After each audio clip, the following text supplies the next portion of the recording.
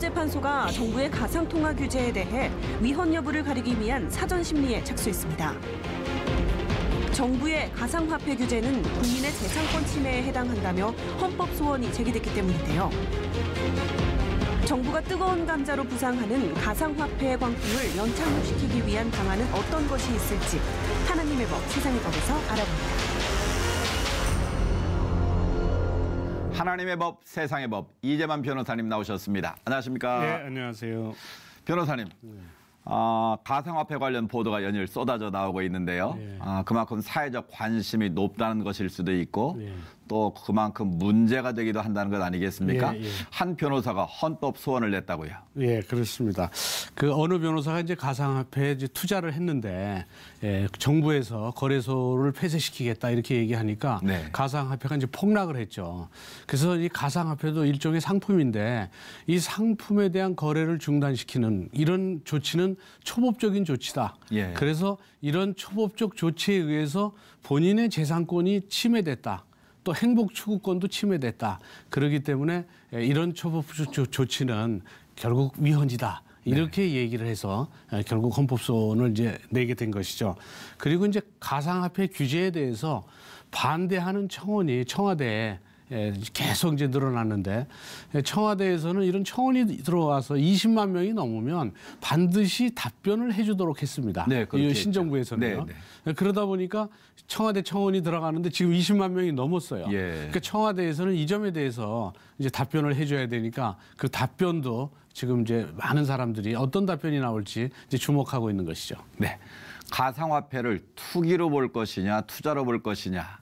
이 나라마다 또 세대마다 다른 인식이 있는 것 같은데 어떻게 보시는지요? 이제 가상화폐를 이제 투자로 보는 세대는 이제 2030 세대입니다. 젊은 세대. 예, IT에 익숙하고 또 정보에 익숙하고 또 컴퓨터에 뭐 이 검색에 익숙한 이런 세대고 이제 4050 세대, 뭐 60 세대 이런 기성 세대들은 이 부동산이나 예금이나 이런 안전한 자산에 대해서 익숙하지. 네. 이 가상화폐는 실제적으로 이 보증이 안 돼 있어요. 이 화폐 우리나라 이 돈이라는 것은 정부에서 지급 보증을 하죠. 국가에서. 예. 그러니까 그게 이제 안정성이 있죠. 지금 10,000원짜리가 갑자기 내일 뭐 10만 원이 되고 이러진 않잖아요. 그렇죠. 네, 그렇기 때문에 이 4050 세대는 이 블록체인 기술도 모르고 실제적으로 이 가상화폐는 정부가 보증도 안 하고 실물도 없으니까 이 점에 대해서 투자를 안 해요, 거의. 예. 근데 이번 신정부의 주 지지 세력이 2030 세대인데 예. 지금 2030 세대들이 이 반대를 하니까 정부로서도 이제 좀 딜레마가 있고 그러다 보니까 지금 2030 세대들은 자기네들끼리 적어도 지방선거가 있을 때까지 금년에 5, 6월 그때까지는 이 규제가 없을 것이다. 예. 뭐 그런 얘기들도 하고 있습니다. 이 사실 가상화폐라는 게 시대가 변하면서 지금 변호사님 말씀하신 것처럼 이 AI 시대에 예. 꼭 우리 사회에 필요한 기술이기도 하지 않지 않습니까? 예, 예. 그래서 이게 앞으로 결제 수단이 될 거라는 전망이 우세한데 실제로 외국에서 이 거래 수단으로 사용되고 있다면서요? 미국이나 일본이나 독일 이런 이제 이른바 선진국에서는 항공사에서나 뭐 숙박업소에서 비트코인을 실제적으로 거래 수단으로 쓰고 있습니다. 예. 그래서 우리나라에서도 비트코인을 거래 수단으로 쓰는 그런 점포들이 좀 늘어나고는 있어요. 예. 실제적으로도 있고요. 그래서 지금 현재 시대가 변화하면서 비트코인이라는 이런 새로운 그 결제 수단이 지금 외국에서는 자꾸 인정이 되고 있는데 예. 우리나라만 이걸 인정하지 않으면 그만큼 뒤처질 수도 있고요. 그렇죠. 물론 여기 문제가 있다면 이제 문제에 대해서 우리나라는 너무 이게 폭등이 돼갖고 아주 과열이 돼 있지 않습니까? 네, 네. 그래서 이 비트코인에 대한 규제는 해야 되지만 네. 적어도 비트코인의 기반 기술인 블록체인은 뭐 게임 산업이라든지 또는 과학 기술에 반드시 필요한 또 거래 수단에 아주 필요한 기술이기 때문에 이 다양한 분야에 이용되는 이 비트코인 기술 때문에 사실은 가상화폐를 아주 일도양단적으로 규제하거나 폐쇄하거나 거래를 막거나 하는 불가능합니다. 네. 그리고 지금 우리나라에서 규제한다고 해도 실제적으로 거래소를 폐쇄하겠다 이런 이제 강경수단은 얘기했지만 개인 간의 거래는 그건 막지는 못합니다. 예. 각 나라마다 정치 경제적인 여건과 환경이 다르기 때문에 이 해외사를 무조건 따를 수는 없을 것 같은데요. 네. 우선은 제도권 하에서 이런 현상들을 적절하게 규제하고 통제할 수 있는 방법을 찾는 게 중요할 것 같은데. 결국은 이제 불법 투기는 막고 네. 그다음에 블록체인 기술은 육성해야 됩니다. 블록체인 기술에 대해서 결국 인센티브도 주고 또 그 점에 대해서 또 국가에서도 좀 투자도 하고 예. 그래서 블록체인 기술자도 양성하고 블록체인에 대한 어떤 정책적인 배려 같은 건 필요한 것이죠. 그래서 장단기 대책이 필요한 것이죠. 장기적으로는 블록체인 기술을 계속적으로 발전시켜야 되지만 블록체인을 기반으로 한 가상화폐가 가져올 수 있는 폐해, 이제 제일 큰 폐해는 이걸 이제 투기로 보는 이유는 지금 2030 세대들이 결국은 근로에 대해서 의욕을 가져야 되는데 이 정말 일확천금을 꿈꾸게 되면 이 근로에 대한 그런 어떤 의욕이라든지 이 건전한 근로 의욕이 저하되는 것이죠. 네. 그렇게 되면 결국은 국가 발전에 해가 될 수도 있으니까 이제 그게 이제 일부 이제 나쁜 점이죠. 근데 그게 너무 많이 부각돼서 이 2030 세대들이 마치 이게 중독되듯이 일확천금에 중독되면 누가 이 나라를 발전시키는 그 건전한 근로 정신을 갖겠느냐 이런 게 이제 걱정되니까 아주 그냥 강력한 그런 폐쇄 정책 이런 게 나와서 지금 해외에서도 우리나라의 블록체인 폐쇄 이거에 대해서 상당히 많이 논의가 되고 논란이 되고 있어요. 그래서 한국에서는 이제 그럴 수밖에 없는 것은 뭐 이른바 다른 나라에 비해서 20%나 더 비싸고 블록체인 가상화폐 가격이 그래서 한국에서는 김치 프리미엄이라는 게 있고 또 전 세계 가상화폐 거래량의 20%가 한국에서 이루어진답니다. 이게 경제 규모에 비해서는 굉장히 엄청나게 많죠.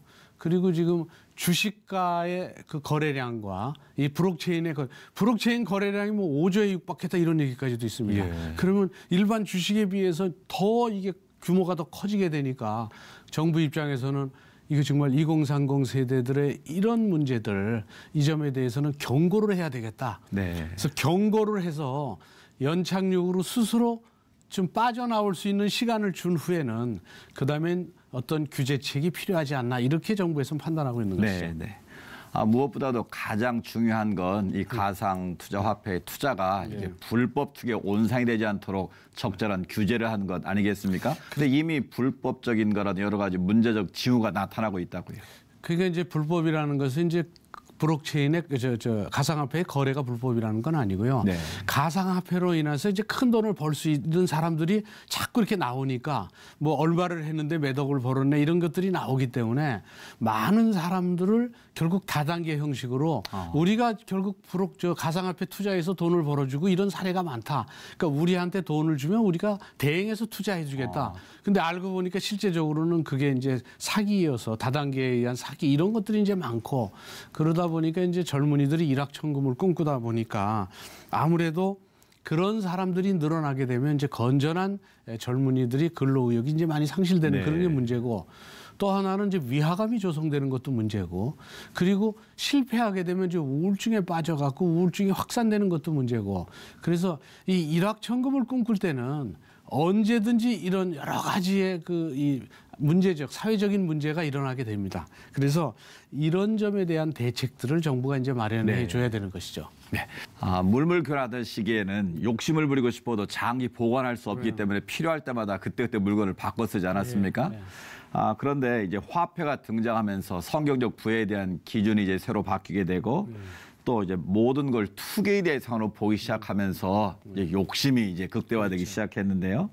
결국 이 경제적인 수단이 우리 삶을 살아가는 하나의 수단이 돼야 되는데 이게 목적이 되면서 이 문제가 되는 것 아니겠습니까? 그게 이제 제일 문제죠. 누가복음에 재물을 가진 사람은 하나님 나라에 들어가기 어렵다. 이런 그 성경 말씀처럼 사실은 이제 재물은 삶의 목적이 아니라 삶의 이제 수단일 뿐이라는 이 점을 깨달으라는 이제 성경 말씀들이 이제 여러 곳에 있죠. 그렇습니다. 또 이제 뭐 다른 경구에도 보면은 성구에도 보면 이제 그런 말씀도 있습니다. 그 한순간에 없어질 재물에 주목하지 말아야 된다. 이런 말씀도 있습니다. 그래서 이번 가상화폐를 보면서 결국 일확천금을 꿈꾸는 젊은이들에게 이런 성경 말씀이 결국 일확천금을 좀 이렇게 좀 누르고 본인들의 근로 의욕을 향상시키는데 좀 도움이 되기를 바라는 것이죠. 네. 헌법소원 청구가 적법한 건지 아닌지 결과는 언제쯤 알 수 있습니까? 그게 이제 보통 그 헌법소원을 내게 되면 이제 어느 변호사가 이제 헌법소원을 이제 냈지 않습니까? 네. 본인이 이제 초법적 조치에 의해서 재산권이 침해됐다. 그래서 냈는데 그래서 이제 그걸 내게 되면 결국 이제 헌법재판소에서는 국무총리실에다가 이거를 결국 중단시키는 거래소를 폐쇄시킨다거나 하는 그때 알선을 중단시키는 이런 근거는 뭐고 경위는 뭐냐 이 점에 대해서 결국 문의를 했습니다. 이제 그 문의는 이제 30일 내에 이제 오게 돼 있죠. 오면 결국 그 기간 내에 이게 이제 청구가 적법한지 아닌지를 판단하게 됩니다. 네. 그래서 헌법소원의 청구가 적법하다라고 판단되면 이제 헌법소원에 대한 헌법재판소 심리가 시작되죠. 네. 심리가 시작되면 이제 거기서 이제 지금 문제되고 있는 것이 이제 법적으로 판단이 이제 나올 겁니다. 그 판단이 나오는 것은 결국 가상화폐가 결국 일반적인 상품이나 부동산처럼 하나의 거래에 대한 그 자산에 불과하다. 그렇기 때문에 거래가 가능하다. 이런 이제 입장이 있고요. 네. 또 다른 이제 정부 이제 입장이죠. 또 기성세대들의 입장의 경우에는 가상화폐는 국가가 보증하는 것도 아니고 또 어떤 물건이 가치가 내재적으로 있는 것도 아니기 때문에 그거는 거품에 불과하고 투기에 불과하다. 언제 결국 무너질지도 모르는 것이고 그로 인해서 너무 많은 사람이 피해 볼 수 있다. 이런 제 입장이죠. 네. 그래서 그 두 가지 입장 중에 어느 입장으로 판단할지 그거는 이제 헌법재판소에서 이제 판단을 하게 되겠죠. 네. 네, 한동안 이 가상화폐 문제 논란이 계속될 것 같은데요. 건강한 경제 구조를 만들기 위해서 정부도 최선을 다하겠고 또 개인 역시도 중심을 잡고 현명하게 판단하는 지혜가 필요해 보입니다. 예. 변호사님 오늘 말씀 감사합니다. 예, 감사합니다.